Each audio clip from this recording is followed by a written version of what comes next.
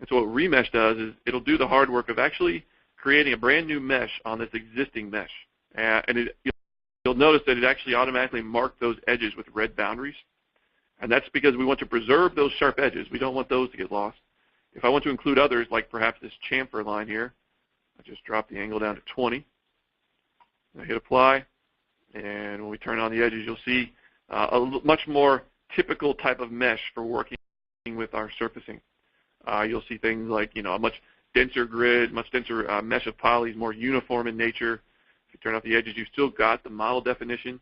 If you want higher resolution, you just simply hit reset. Maybe drop this value down from 0.15 to 0.1. Instead of 25,000 triangles, you'll probably get something closer to about 122,000. Now, see, the thing I didn't do there is I forgot to use the existing boundaries. So that's why preserving those boundaries is important, is because you want to keep those sharp edges, and you don't want those getting, quote, melted off. So I encourage you to take a look at remesh. We'll do another example just to reinforce the notion of what it's good for.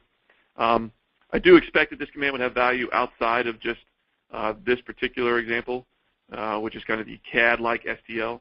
And by that, I mean it would probably have use as a tool for repairing meshes or scan data that's kind of rough, like on that Winnie the Pooh scan. If it was a very rough data set, it might not be a bad idea to just let us kind of reskin it or rewrap it with a new set of polygons.